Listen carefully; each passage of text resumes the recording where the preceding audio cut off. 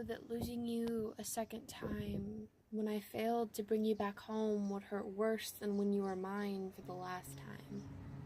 When my head was allergic to our situation until I got a prescription called self-care after a month of rehab.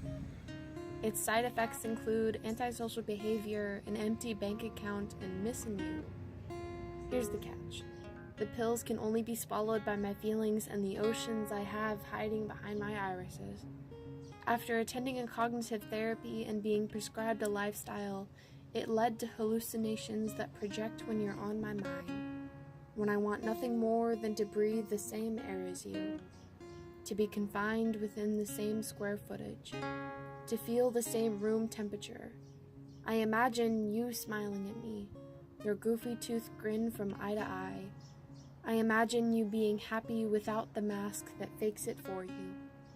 I imagine us thinking of one another simultaneously, every single star peeking through our windows from different locations, you texting me saying everything I've waited for. I imagine you driving to me, sick of the distance, hearing knocking on the door, wondering where we've been. I imagine your lips pressed to the familiar scar you left upon my forehead from that same silent I love you. I imagine you walking away from me. I imagine the only sweet nothing that passes from your lips, your mouth moving but my ears refusing to hear.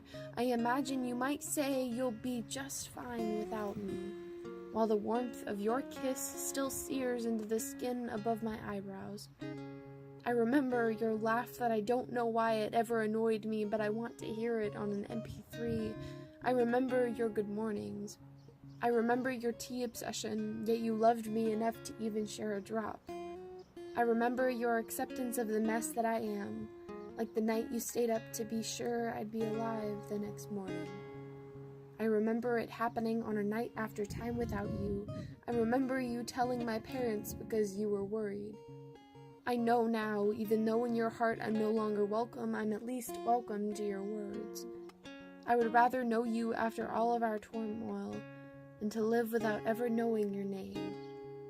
Without knowing you moved to the town I've lived my entire life in, to live without knowing how your eyes darken with your passion or brighten with excitement, to live without being on the other side of your night wishes, to live without loving you with everything I have and everything I would ever be.